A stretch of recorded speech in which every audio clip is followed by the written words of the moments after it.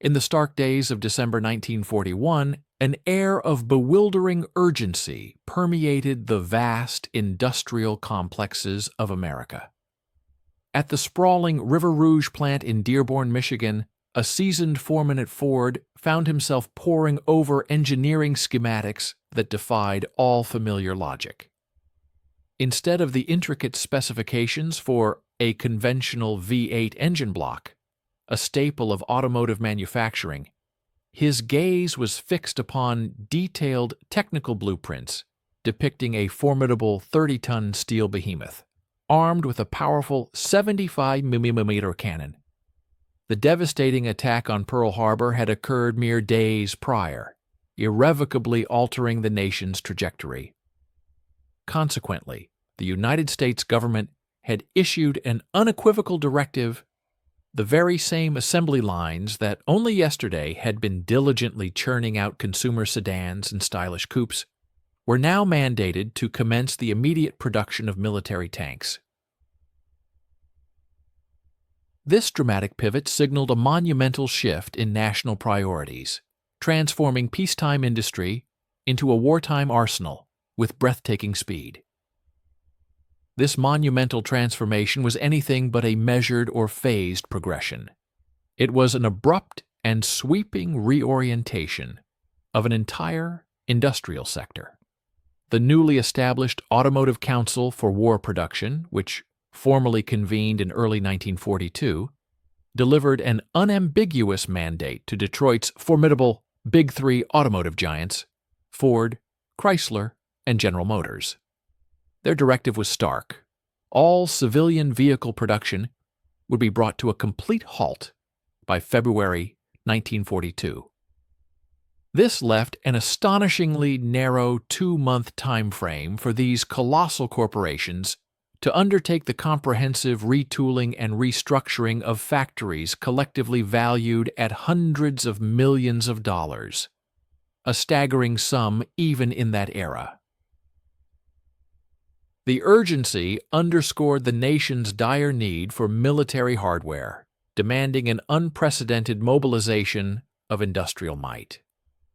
A testament to foresight and strategic planning, Chrysler's dedicated tank arsenal in Warren, Michigan, had already commenced construction in September 1940, predating America's official entry into the global conflict. This ambitious undertaking transformed 113 acres of what was previously tranquil farmland into a sprawling industrial complex.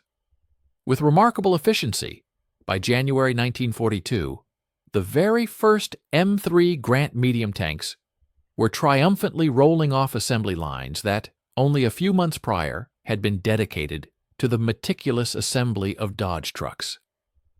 This rapid conversion epitomized the nation's burgeoning commitment to preparing for the inevitable. Now we kindly ask you to stay with us and watch the conclusion of this compelling narrative.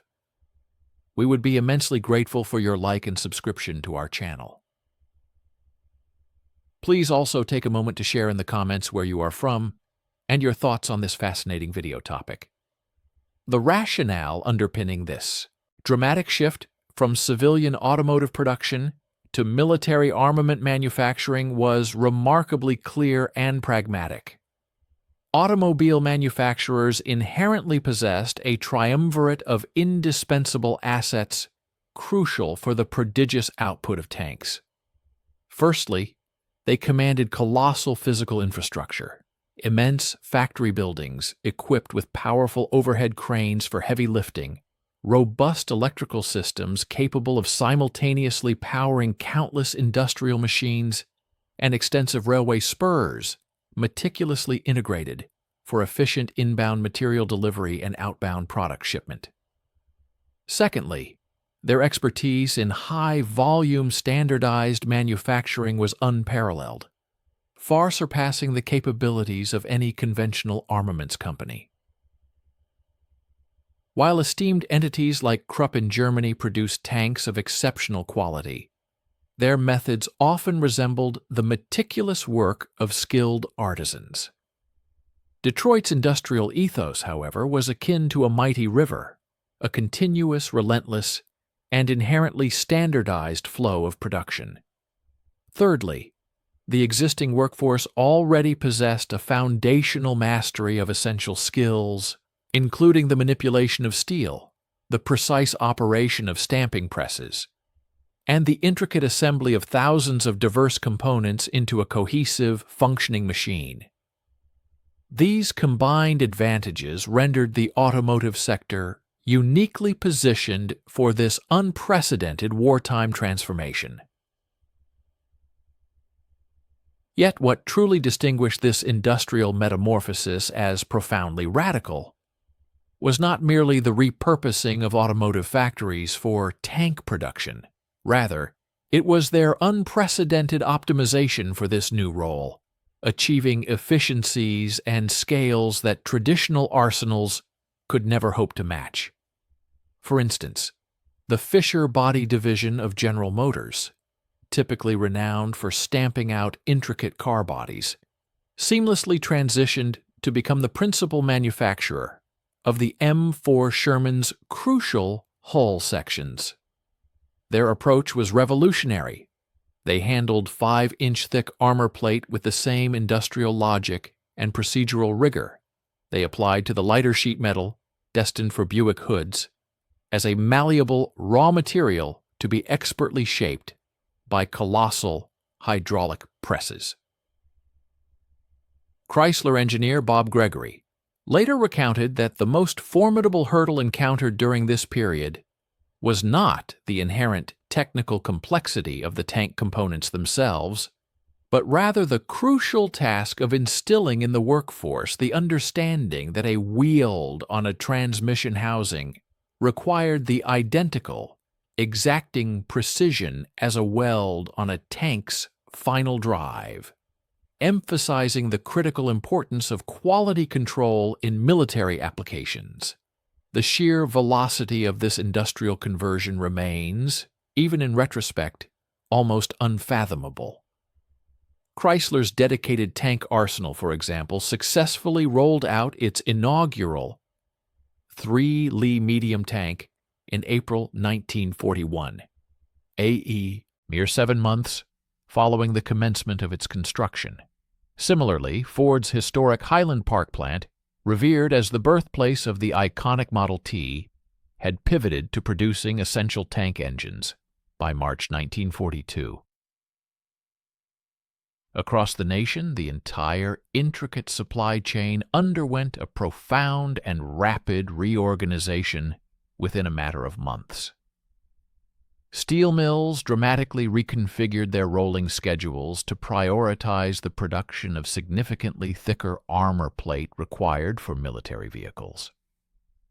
Rubber manufacturing enterprises redirected their entire output towards critical track components for tanks and other military vehicles, while electrical manufacturers shifted their focus from consumer goods like car radios to specialized turret motors and other vital military electronics. This comprehensive reorientation of the industrial ecosystem demonstrated an astonishing capacity for national mobilization. The fundamental principle that rendered this monumental industrial undertaking genuinely feasible was a relentless commitment to standardization. Crucially, the M4 Sherman tank was conceived and engineered from its very inception with the explicit intention of being mass-produced within existing automotive factories. In 1941, its forward-thinking designers at the Aberdeen Proving Ground engaged in direct and intensive consultations with seasoned automotive engineers, posing a revolutionary question that had scarcely, if ever, been seriously contemplated by military procurement officers before. How can we design a tank that is inherently adaptable to existing car manufacturing techniques and processes? The innovative solutions that emerged from these collaborative discussions included design features such as bolted rather than welded turrets in the earlier production models, ensuring greater ease of assembly and repair. Furthermore, the implementation of interchangeable parts across various tank variants streamlined production and simplified logistics, while the integration of engines that mechanics already proficient in servicing trucks could readily maintain further accelerated the training and deployment of personnel. In 1940, Franklin Roosevelt demonstrated a profound strategic insight that would ultimately prove decisive for the entire duration of the war. The understanding that industrial might and production capacity were as instrumental in achieving victory as the valor and sacrifice of soldiers on the battlefield. On December 29, 1940, a full 11 months before the attack on Pearl Harbor, he delivered his seminal Arsenal of Democracy fireside chat, reaching an estimated 60 million radio listeners across the nation. This iconic phrase transcended mere political rhetoric. It served as a meticulously crafted blueprint for the audacious transformation of America's vast industrial capacity into a formidable weapon, arguably more devastating than any bomber or battleship. Roosevelt articulated production targets that, at the time, appeared almost preposterous, aiming for an astonishing 50,000 aircraft annually, a figure that dwarfed the mere 6,000 planes produced by the entire U.S. aviation industry in 1939.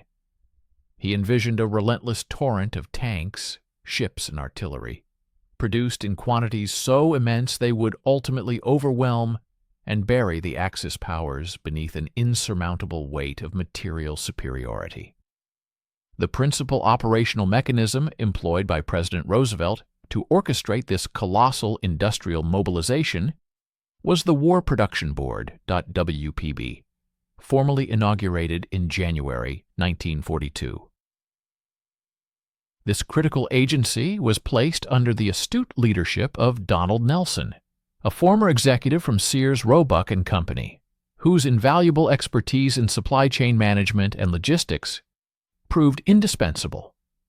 Nelson's WPB wielded an extraordinary degree of authoritarian power, a scope of authority that would have been utterly inconceivable in the context of peacetime America. The board possessed the unequivocal right to issue mandates compelling any factory to immediately cease all production of civilian goods. Furthermore, they held absolute control over the allocation of vital raw materials, such as steel, aluminum, rubber, and copper, precisely dictating which industries would receive specific tonnages. Crucially, they could prioritize government contracts, effectively ensuring that an urgent order for tanks, for instance, would leapfrog ahead of virtually every other item in the national production queue, underscoring the paramount importance of military output. However, a crucial aspect often overlooked or merely touched upon by many historical documentaries is that the government, as a successful commandeering of these vast industrial resources, was not solely achieved through fervent patriotic appeals. Rather, it was underpinned by a sophisticated system of robust financial incentives that rendered wartime production irresistibly lucrative for corporations.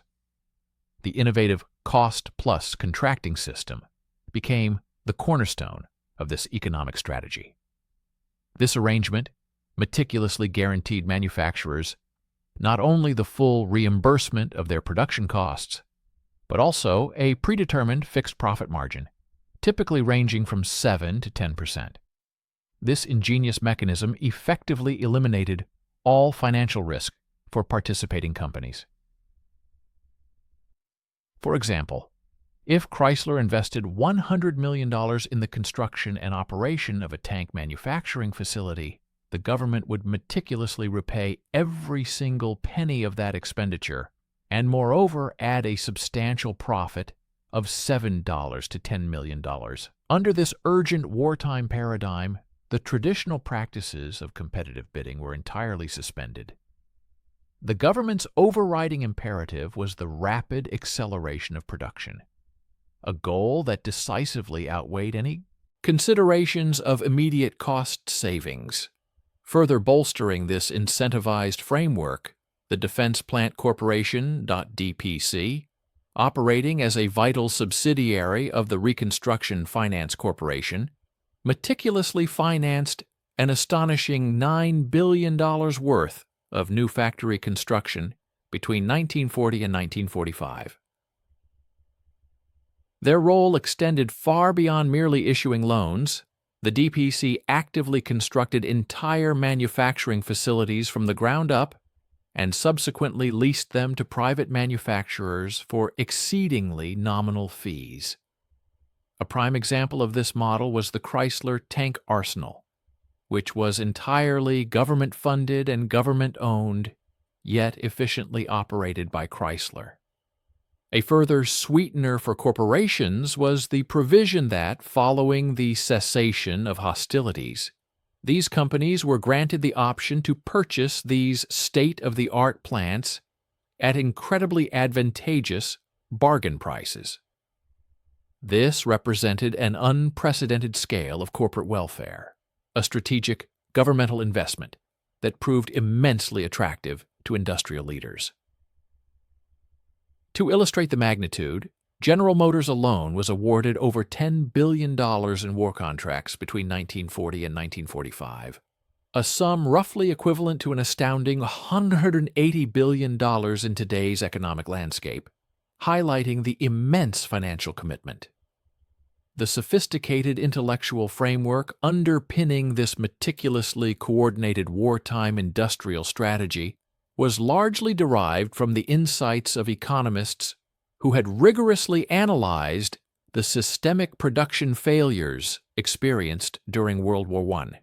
During the 1917 to 1918 period, the United States had entered the conflict with a distinct lack of centralized industrial coordination, a deficiency that led to pervasive shortages, critical production bottlenecks, and widespread profiteering scandals.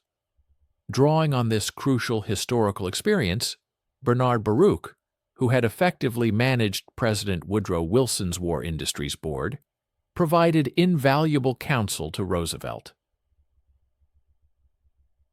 Baruch advised the president to proactively circumvent these past errors by instituting robust, centralized control over industry from the very outset of the mobilization effort.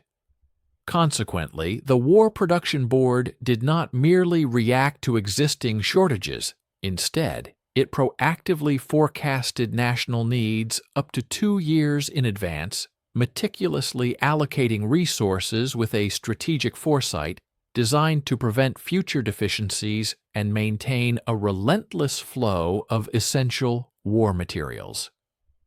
Concurrently with the industrial mobilization, the nation's labor force was marshaled with an equivalent degree of precision and strategic intent.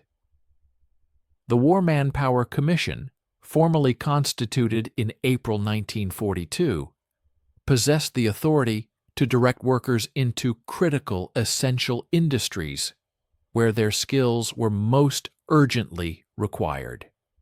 The pervasive unemployment that had plagued the nation, standing at a significant 14, time-point 2s and 6% in 1940, effectively evaporated by 1943 as the wartime economy absorbed millions into productive roles.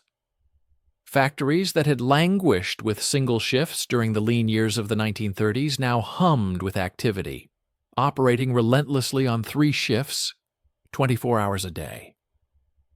To facilitate this unprecedented expansion of the workforce, the government heavily subsidized intensive training programs.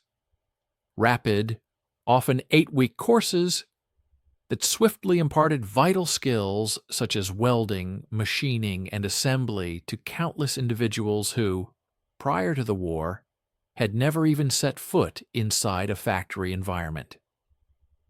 This rapid upskilling of the populace was a testament to the nation's adaptive capacity. Roosevelt's strategic brilliance lay in his astute recognition that the inherent peacetime overcapacity of American industry, specifically the multitude of idle factories and underutilized resources left over from the Great Depression, could be dramatically repurposed and transformed into an overwhelming wartime overcapacity directly aimed at the nation's adversaries. Each M4 Sherman tank that rumbled off the assembly line of a repurposed automotive plant was a tangible manifestation of an industrial might that Germany and Japan, despite their early war efforts, simply could not replicate or withstand. Crucially, while the factories of the Axis powers were already operating at their absolute maximum capacity, by 1939, America's vast industrial potential remained largely untapped, poised for an explosion of production that would ultimately prove decisive. The ambitious Willow Run project was initially deemed an engineering impossibility by many. When Charles Sorensen, Henry Ford's trusted chief lieutenant, declared in early 1941 that Ford Motor Company would construct a factory capable of manufacturing an astounding one B-24 Liberator bomber every hour, seasoned aviation experts across the industry reacted with incredulity, if not outright derision. Established aerospace giants like Boeing and Consolidated Aircraft traditionally produced bombers in painstakingly small batches, relying heavily on the meticulous work of highly skilled craftsmen. Sorensen, however, envisioned a revolutionary approach, building these complex aircraft with the same mass production efficiency employed for the Model T automobile. The colossal facility that ultimately materialized in Ypsilanti Township, Michigan, would indeed become a groundbreaking template, fundamentally redefining how America would industrially produce everything from heavy bombers to battle tanks.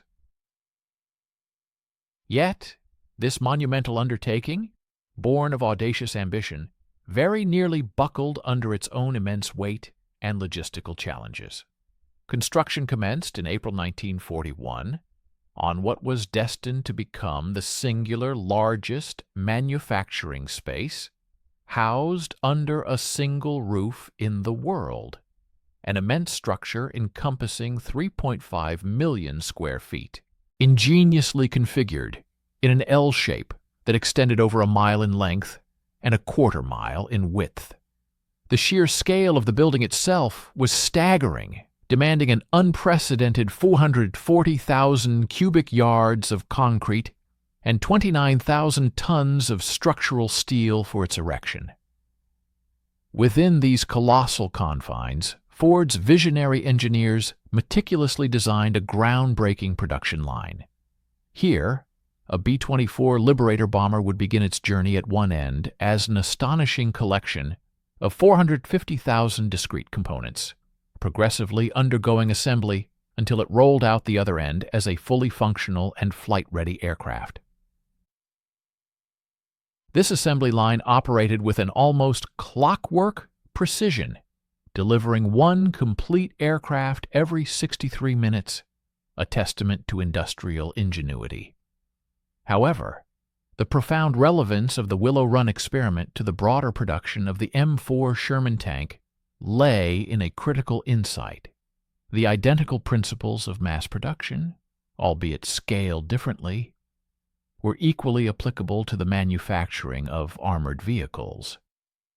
While Ford did not directly construct Shermans at the Willow Run facility itself, the revolutionary engineering philosophy meticulously developed and perfected there, disseminated widely throughout the entire automotive sector engaged in tank production. This paradigm involved a systematic approach, dissecting the complex weapon system into manageable subassemblies, manufacturing each of these subassemblies on dedicated specialized lines, and then bringing them together for final assembly with an almost mathematical precision. The M4A3 Sherman variant, notably powered by Ford's robust GAA V8 tank engine, fully encapsulated and exemplified this advanced industrial thinking, demonstrating the profound impact of automotive production methods on wartime materiel.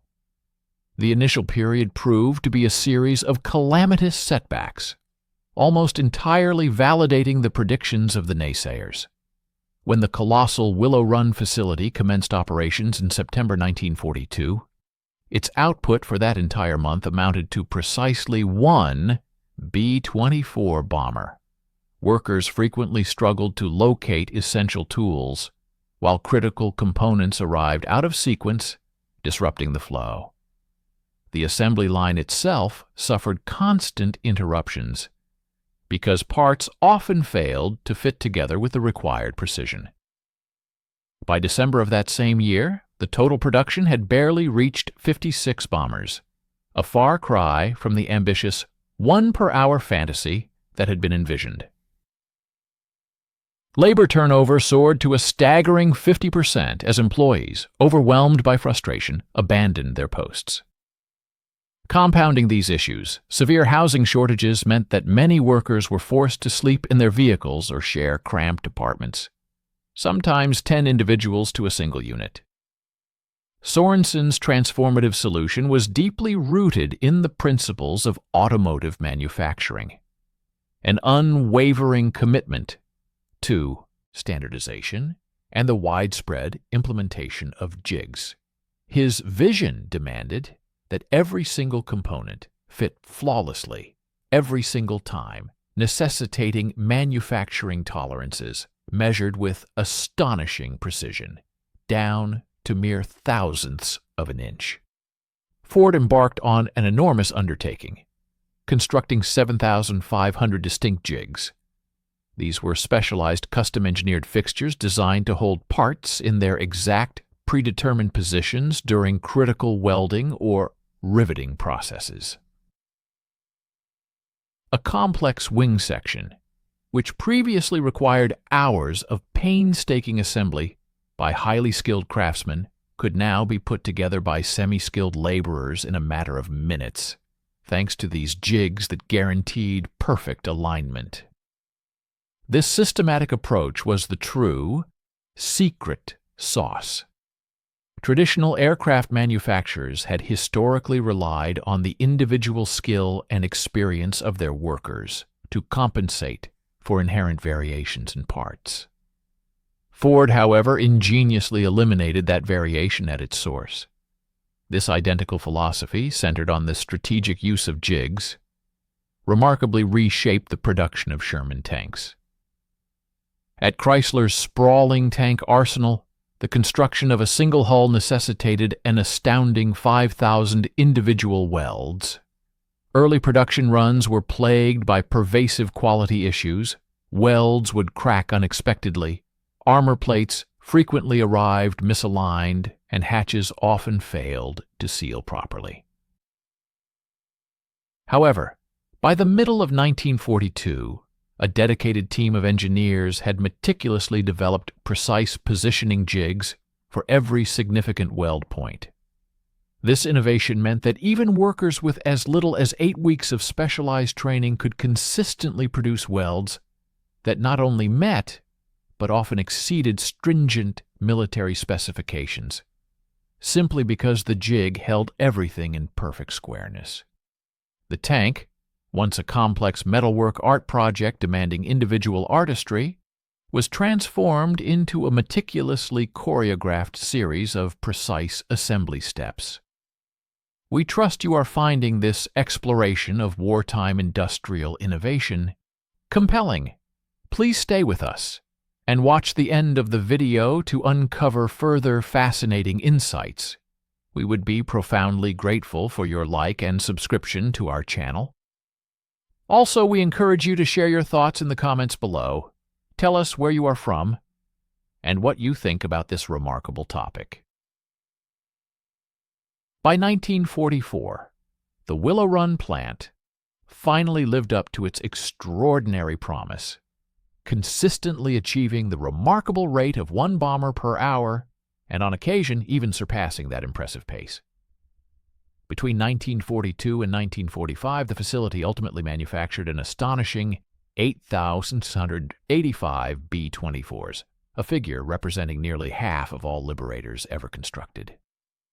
The profound lesson gleaned from this experience resonated throughout every wartime production facility, that even the most daunting complexity could be effectively overcome through meticulous process engineering, rigorous standardization, and crucially, an acceptance of the iterative nature of perfection, acknowledging that one would likely build 100 adequate examples before truly perfecting the 101st. German factories, tragically, never fully assimilated this vital lesson, persistently striving to construct each tank flawlessly on the very first attempt.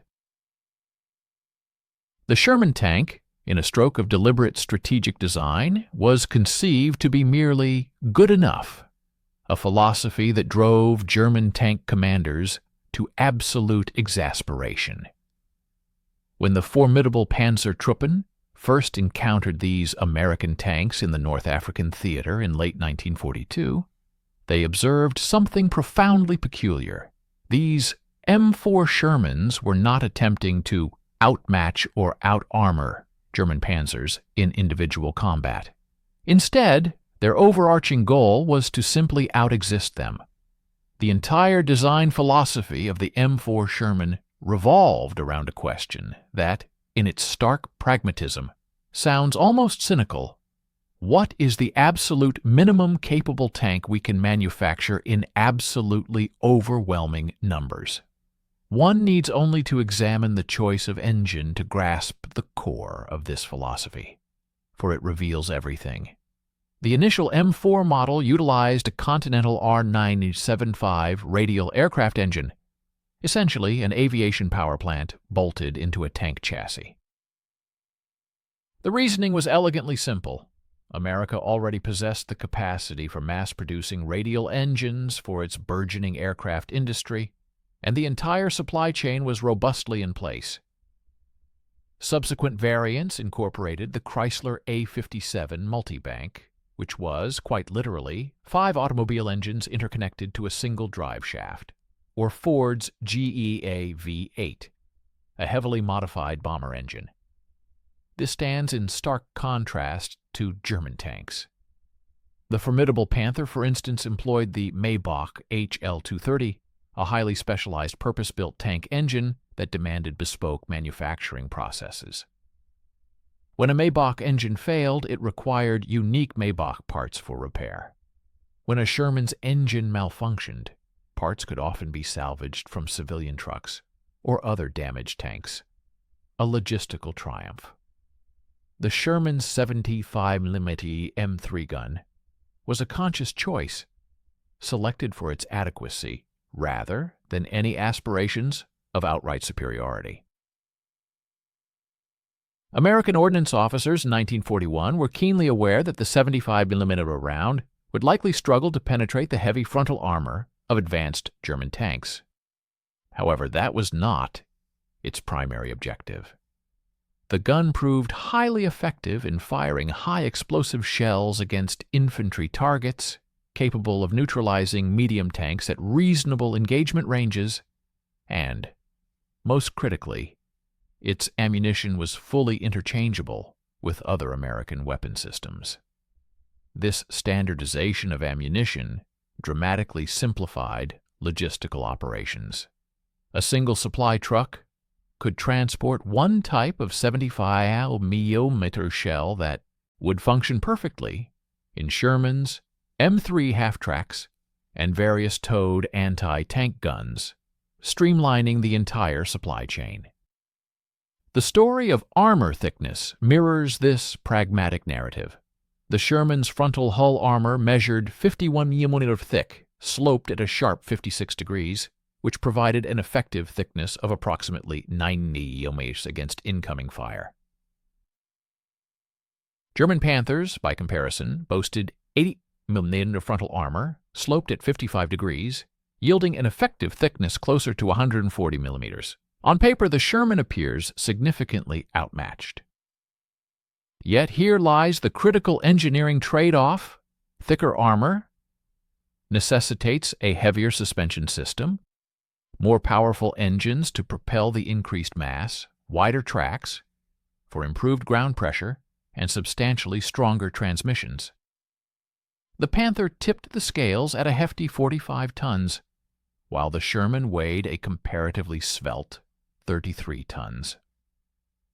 That crucial 12-ton difference meant that Shermans possessed the agility to cross numerous bridges that Panthers simply could not. They could be transported efficiently on standard Allied flatbed rail cars, consumed considerably less fuel, and were significantly easier to recover when disabled in the field. The Sherman's transmission, for entirely different reasons, achieved its own legendary status. It incorporated a synchromesh gearbox, remarkably similar to those found in civilian trucks. This design allowed drivers to shift gears smoothly without the need for double clutching, dramatically reducing both the required training time for new crews and the overall mechanical stress on the system. The Panther's transmission, conversely, was notoriously fragile, demanding precise double-clutching techniques and a level of mechanical sympathy that poorly trained, late-war German crews often lacked. American tank crews, with merely a few weeks of concentrated training, could operate a Sherman competently. Mastering a Panther, however, demanded months of dedicated experience. Maintenance accessibility was meticulously engineered into every panel and hatch of the Sherman. A trained crew, utilizing standard tools, could remove the entire engine in approximately 2 hours. The entire transmission could be extracted for repair in a field workshop within a single day. German tanks, particularly the formidable Tigers and Panthers, frequently necessitated the partial disassembly of numerous surrounding components merely to gain access to the problem area. A thrown track on a Sherman could typically be repaired by its crew in about 30 minutes. A thrown track on a Tiger, however, could immobilize the behemoth for hours, sometimes requiring specialized recovery vehicles to even begin the arduous repair process. This was by no means an indicator of American engineering incompetence. Rather, it represented the pinnacle of American engineering genius, specifically applied to the demands of industrial warfare. The astute designers at Aberdeen Proving Ground posed a fundamental question. What ultimately wins battles, 10 superior tanks or 50 adequate ones? Their unequivocal answer was 50. And they proceeded to design a tank that America's vast automobile factories could realistically construct on that colossal scale. While the Germans meticulously crafted engineering masterpieces, America strategically designed highly effective widgets. The sheer numerical disparities are almost staggering in their magnitude. Between February 1942 and July 1945, American factories collectively produced an astonishing 49 234 Sherman tanks across all their various iterations. Allow that figure to truly sink in for a moment. 49 234 complete tanks manufactured in a span of roughly 3.5 years. This translates to an average production rate of 1,170 Shermans per month, or approximately 39 units rolling off a production line every single day for the entire duration of the war. Now consider this in stark comparison to Germany's production of its two most celebrated heavy tanks, approximately 6,000 Panthers manufactured between January 1943 and April 1945, and a combined total of roughly 1,350 Tiger Wide and Tiger II models produced throughout the entirety of the war. Germany's total output of all tank types from 1939 to 1945 amounted to approximately 67,000 vehicles. Astoundingly, America manufactured more Shermans alone than Germany produced Tigers and Panthers combined, by a factor of 8. Peak production months vividly underscored the colossal manufacturing gap. In December 1943, American factories completed an unprecedented 2,200 Sherman tanks. This equates to one Sherman tank rolling off a production line somewhere in America every 17 minutes, around the clock, for the entire month. The Chrysler Tank Arsenal in Warren, Michigan, alone was responsible for producing 18,413 tanks between 1940 and 1945, a figure that actually surpassed Germany's entire Panther production. The Fisher Tank Division of General Motors contributed a substantial 11,352 M4A2 variants. Ford's facility added thousands more of the M4A3 model, powered by its GAA engine. Even the Lima Locomotive Works in Ohio, traditionally a manufacturer of trains, successfully built 1,150 Shermans. German production, in contrast, peaked at considerably lower figures and arrived significantly later in the conflict. The Panther tank did not even enter serial production until January 1943, by which point America had already amassed a formidable fleet of over 10,000 Shermans. Germany's most productive month for Panther manufacturing occurred in July 1944, when they completed approximately 380 units.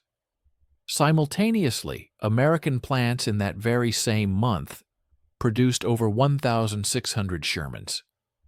The Tiger's best production month was April 1944, with an output of merely 104 units. America, astonishingly, built more tanks in a single week than Germany managed to produce Tigers in their most successful month. Why such an utterly staggering disparity in output?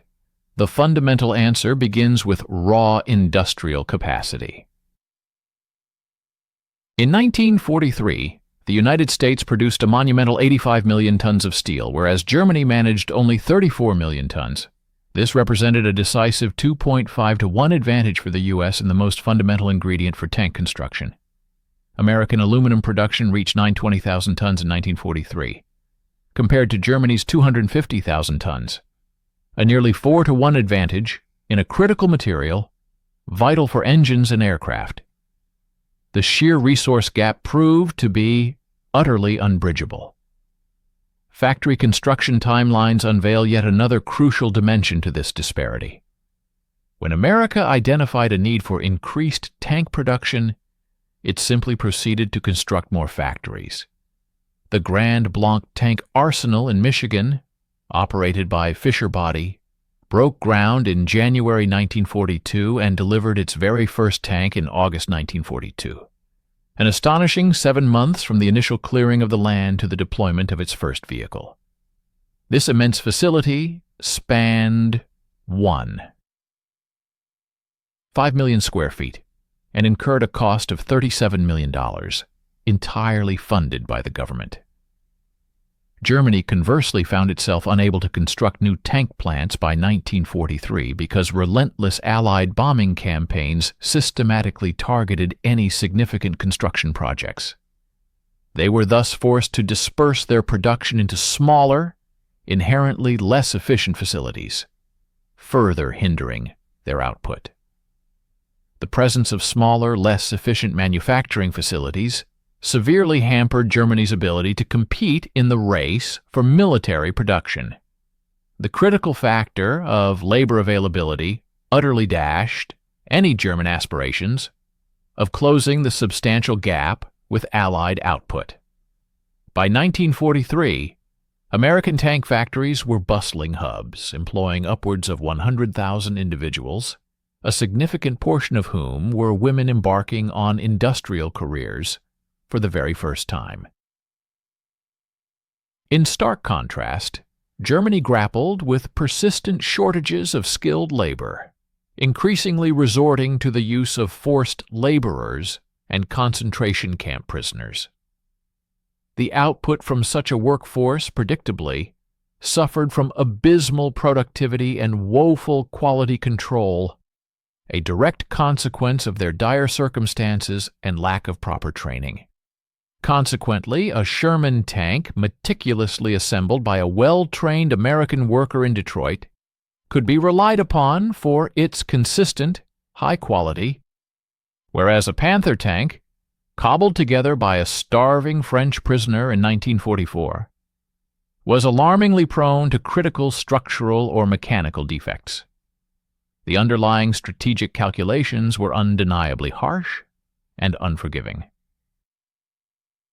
Even assuming German tanks could achieve a tactical kill ratio of 3-to-1 against the Shermans, a feat they seldom accomplished in actual combat engagements, the United States possessed the industrial capacity to absorb the loss of 3 Shermans for every Panther destroyed and still maintain a decisive numerical superiority. Germany, conversely, was in no position to endure any losses whatsoever. By the middle of 1944, American manufacturing plants were replacing Sherman losses at a rate that far outstripped Germany's capacity to destroy them. The conflict, therefore, devolved into an insurmountable equation that Germany simply could not solve, its industrial might utterly eclipsed by that of its adversaries. The sophisticated assembly line methodologies deployed in the construction of Sherman tanks represented an advanced evolution of Henry Ford's foundational Model T principles, integrated with the demands of heavy welded armor fabrication. An observer stepping into the bustling Chrysler tank arsenal in Warren during 1943 would have witnessed a spectacle resembling a meticulously choreographed industrial ballet, a stark departure from the more traditional, often slower methods of weapons manufacturing. The process commenced with flat steel plates, robust 5-inch thick armor, arriving from specialized steel mills already precisely cut to exact specifications. These formidable plates were then conveyed to colossal stamping presses, machines capable of exerting an astounding 2,000 tons of pressure, bending solid steel as if it were mere sheet metal. We would be grateful if you would stay with us and watch the end of the video. Your like and subscription would be greatly appreciated. Please also consider leaving a comment about where you are from and what you think about the video topic. The role of the press operator within this highly specialized environment was not one of traditional craftsmanship, but rather a precise, almost automated function involving the vigilant monitoring of gauges and the actuation of levers at predetermined critical junctures. The concept of subassembly reigned supreme. Instead of the conventional approach of constructing a tank sequentially from front to back at a single workstation, the Sherman was brought to life through a parallel manufacturing process, unfolding across multiple dedicated production lines. One specialized team meticulously constructed the transmission assembly, while another diligently fabricated the intricate turret basket. A third group was tasked with assembling the robust suspension bogies, and yet a fourth concentrated on the engine compartment. Each of these completed subassemblies was then efficiently transported, either via overhead conveyors or rolling platforms, to the main assembly line, where all components converged. This ingenious system ensured that no single group was left waiting for another to complete its task before work could commence. Instead, all teams operated simultaneously, contributing to different tanks at various stages of completion, ensuring a continuous and uninterrupted flow of production. The welding operation, in particular, stood as a testament to how deeply automotive manufacturing philosophies had revolutionized tank production. A single Sherman hull, necessitated approximately 5,000 distinct welds to securely join all the individual armor plates. Traditional welding practices, prevalent in shipyards or older arsenals, typically relied on a cadre of highly skilled welders capable of executing any type of joint, regardless of angle or complexity. Chrysler, however, ingeniously categorized these 5,000 welds into specific types: flat welds, corner welds, overhead welds, and so forth. They then trained workers to specialize exclusively in one particular category. A specialist in flat welds, for instance, might perform the identical weld 200 times within a single shift, thereby achieving an unparalleled level of speed and consistency that a generalist welder, with broader but less focused skills, simply could not replicate. The implementation of precisely engineered jigs and fixtures entirely eliminated the element of guesswork from the assembly process. The foundational structure of the lower hull, for example, was securely cradled within a massive steel fixture that held the floor plate, side plates, and sponsons in perfect, unwavering alignment while the welders meticulously performed their tasks.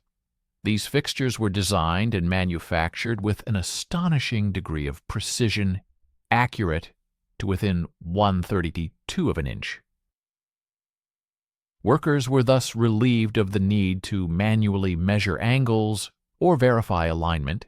The jig automatically ensured these critical parameters. This innovative approach allowed Chrysler to rapidly train and employ welders with a mere 6 to 8 weeks of instruction, a stark contrast to the multi-year apprenticeships traditionally required by German firms for similar roles. By 1943, the average tank welder employed at Chrysler had been a civilian just 3 months prior, highlighting the extraordinary pace of wartime industrial mobilization. The intricate assembly of the turret was executed on ingeniously designed rotating pedestals, which afforded unimpeded access to all sides of the component without requiring it to be physically moved. Workers systematically installed the gun mantlet, precisely mounted the powerful 75mm cannon, fitted the recoil mechanism, installed the gunner's periscope, and connected the traverse motors, all while the turret slowly rotated on its powered stands. This highly efficient station-based methodology ensured that each worker remained in a fixed position with their essential tools and equipment immediately at hand. There was no time wasted traversing back and forth to tool cribs, nor any need to search for elusive parts. Instead, everything required flowed directly to the worker's station, optimizing every moment of the production cycle.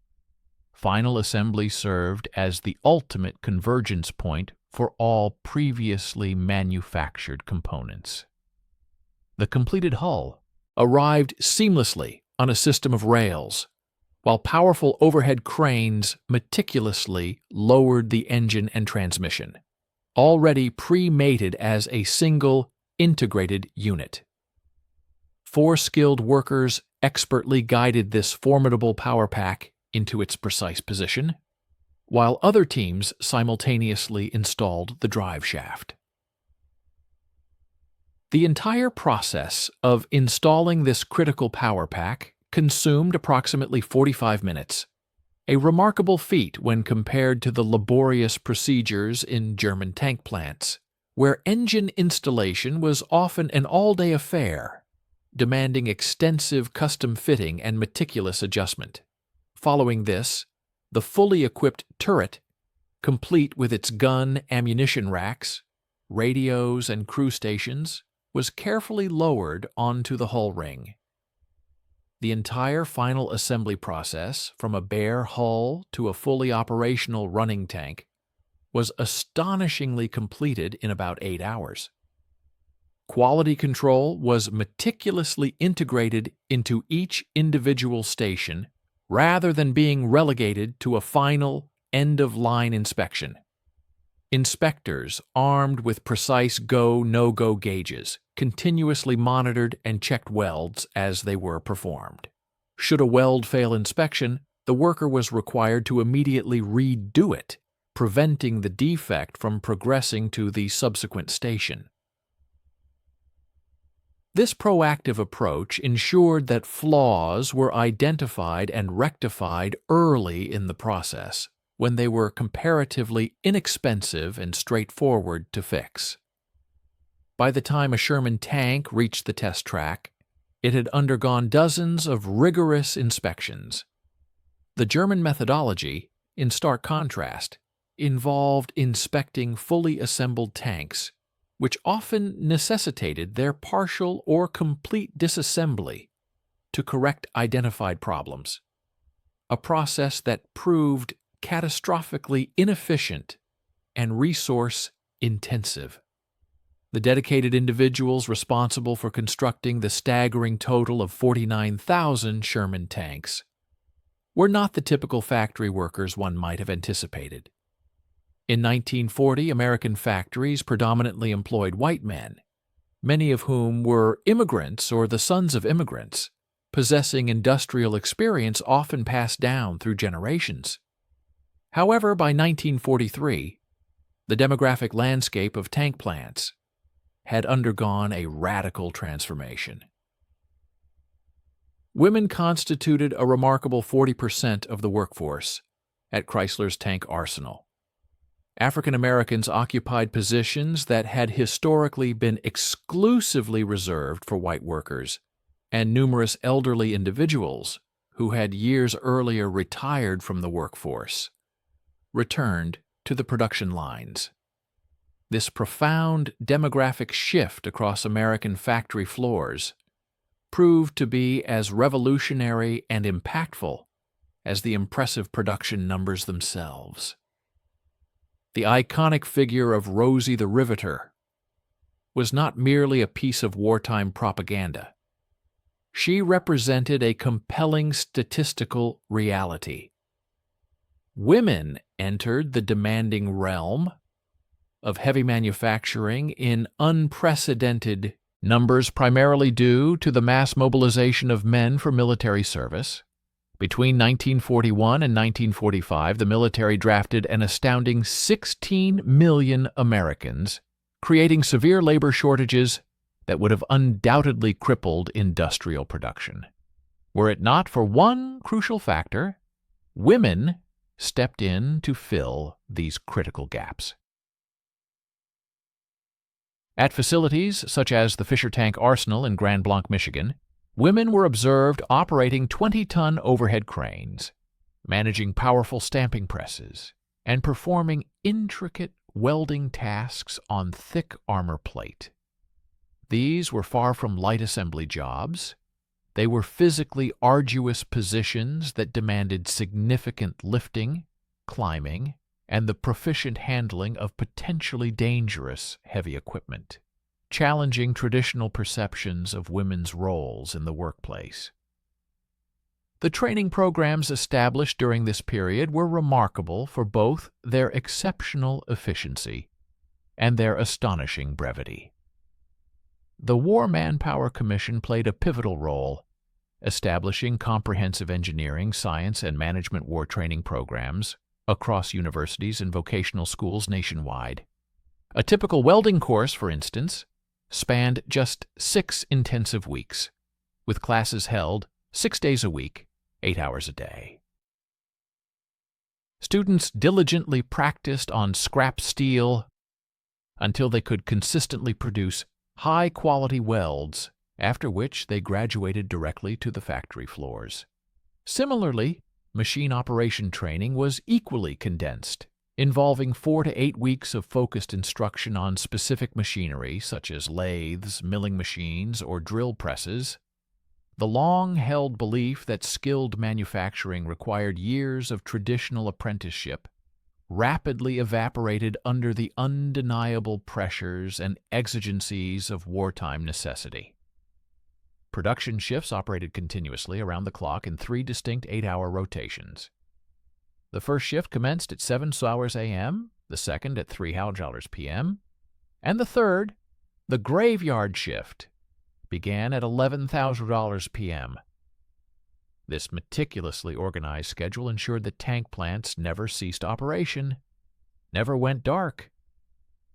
As one crew departed, another arrived within minutes, seamlessly picking up precisely where the previous shift had left off. Workers assigned to the third, overnight shift received a 10% wage differential, yet recruitment for the midnight to 8 a.m. period remained persistently challenging. Factories proactively established 24-hour cafeterias, a recognition that fatigued and hungry workers were more prone to making errors that could potentially ruin a tank hull, representing an investment of thousands of dollars. Housing rapidly escalated into an immediate and pressing crisis. Chrysler's tank arsenal, at its peak production, employed a massive workforce of 25,000 individuals. But the city of Warren, Michigan, was simply not equipped to accommodate such an unprecedented population surge. In response, the Federal Public Housing Authority swiftly constructed emergency housing projects consisting of basic apartments and dormitories, which were erected in a matter of months. The Willow Run Housing Project, situated near Ford's colossal bomber plant, gained notoriety for its 3,000 trailers and temporary housing units, densely packed into often muddy fields. Workers frequently shared bedrooms on opposite shifts, a practice termed hot bunking, a term and concept borrowed directly from naval traditions, where one individual slept while their counterpart worked. Wages, while considered good by the standards of the Great Depression era, were by no means extravagant. A tank welder in 1943 typically earned approximately 90 cents per hour, amounting to about $37 for a standard 40-hour work week, supplemented by additional overtime pay. This figure translates to roughly $650 per week in 2025 currency, representing a solid middle-class income. However, significant disparities persisted. Women often earned less than men for performing identical work, typically receiving only 60–70% of male wages, though this still marked a degree of progress from pre-war inequalities. African American workers also encountered similar wage discrimination and were frequently assigned the most arduous, dirtiest, and inherently dangerous jobs, such as foundry work, sandblasting, and heavy lifting. Workplace injuries were regrettably common and often severe within these demanding environments. Metalworking, by its very nature, is an inherently hazardous profession, involving a multitude of risks, including moving machinery, heavy components, intensely hot welding slag, and massive overhead cranes transporting multi-ton loads. The Bureau of Labor Statistics documented over 37,000 workplace fatalities in American factories between 1942 and 1945. Tank plants, specifically, reported higher than average injury rates due to the immense weight and sheer size of the components being handled. A dropped armor plate, for instance, possessed the potential to instantly crush a worker. Furthermore, welding operations conducted in the confined spaces inside tank hulls frequently led to severe burns and dangerous exposure to toxic fumes, underscoring the constant peril faced by these vital wartime laborers. Despite the inherent dangers associated with manufacturing armored vehicles, such as the risk of severe burns and exposure to noxious fumes, the personnel retention rate at tank production facilities proved remarkably resilient once new hires had successfully navigated their initial 3 months of employment. This steadfast commitment stemmed from a potent confluence of factors: a profound sense of patriotic duty, the assurance of stable wages, and a deep-seated camaraderie forged among the workforce. These dedicated individuals possessed an unwavering conviction that their daily efforts held immense significance. Each Sherman tank that rolled off the assembly line represented a tangible hope, a potential lifeline for sons, brothers, and husbands serving on distant battlefields, increasing their chances of returning home safely. It is a profound truth, devoid of any exaggeration and rooted in undeniable quantitative analysis, that Germany's defeat in the Second World War was effectively sealed within the bustling factories of American industrial hubs like Detroit, Warren, and Grand Blanc, long before a single Sherman tank engaged in combat. By the pivotal year of 1944, the German Wehrmacht found itself confronting an insurmountable predicament. While their formidable tanks, such as the Panther and Tiger, often demonstrated individual combat superiority, and their seasoned crews frequently possessed greater battlefield experience honed by years of intense warfare, even their meticulously refined tactical doctrines ultimately proved insufficient. All these advantages were rendered moot by the relentless deluge of American steel that arrived on the front lines at a pace far exceeding the German capacity for destruction. The stark reality of material attrition paints a brutally clear picture of this overwhelming imbalance. The pivotal Operation Cobra, the audacious American breakout from Normandy in late July 1944, commenced with an initial deployment of approximately 1,500 Sherman tanks. Within the first week of fierce engagement, German forces managed to destroy around 300 of these armored vehicles. This 20% loss rate might initially appear catastrophic, yet its true impact is mitigated when one considers that American supply depots in England promptly dispatched 450 replacement Shermans to France. Consequently, the U.S. Third Army, under the dynamic leadership of General Patton, did not merely maintain its operational tempo, it dramatically accelerated. Conversely, German panzer divisions found themselves utterly incapable of replenishing their losses. A Panther tank annihilated in the Normandy theater was a permanent casualty, irrevocably removed from their fighting strength. While German factories might eventually construct a replacement, the daunting challenge of transporting it to France through an airspace dominated by Allied air superiority made such a prospect nearly impossible. Before we delve deeper into the intricate details of this historical analysis, we kindly ask you to stay with us and watch the conclusion of this video. Your appreciation through a like and a subscription would be immensely helpful to our channel. Furthermore, we invite you to share your thoughts in the comments section below. Tell us where you are from and what you think about the video's compelling topic. The logistical dimension represented the point where America's colossal industrial capacity truly began to suffocate Germany's war effort. A single Sherman tank, for instance, consumed roughly 150 gallons of fuel for every 100 miles traveled.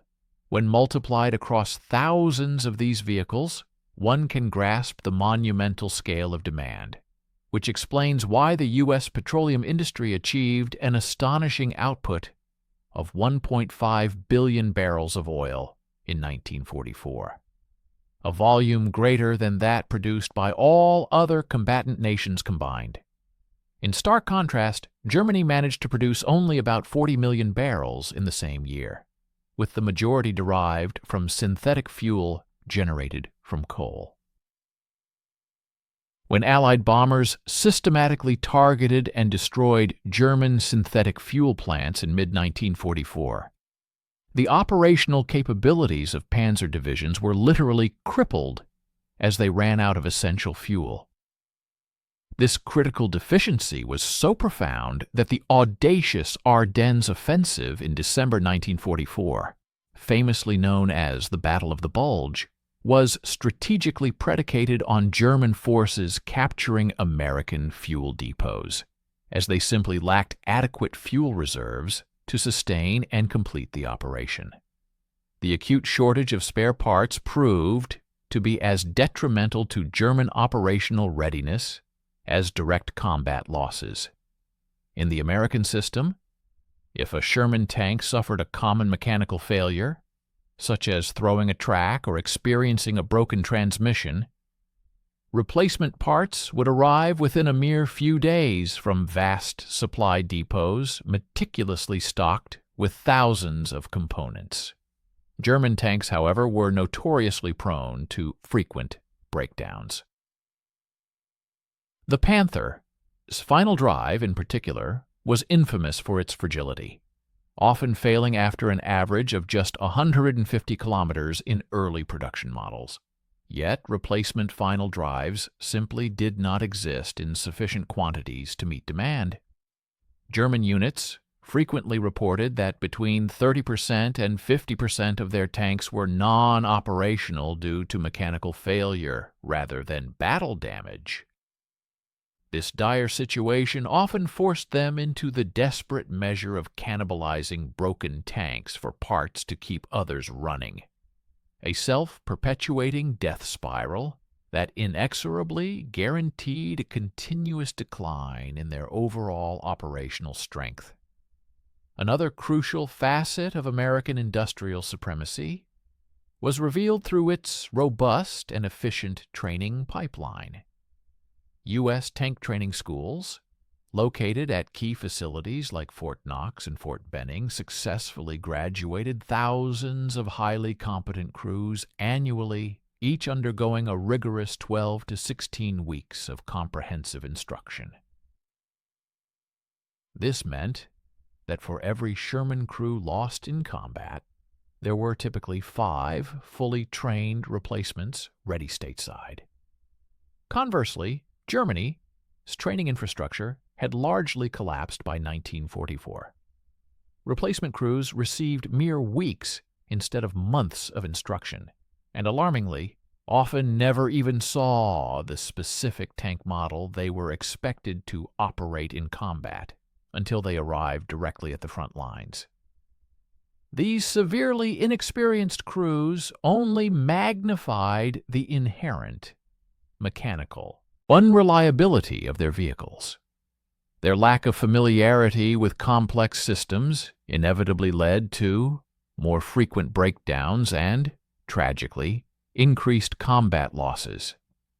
The strategic bombing campaign, a monumental undertaking enabled by the sheer scale of American industry, effectively closed the loop on Germany's war-making capabilities.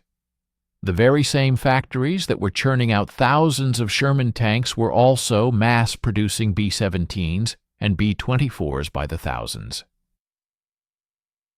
These formidable bombers systematically dismantled German industrial capacity from 1943 onward.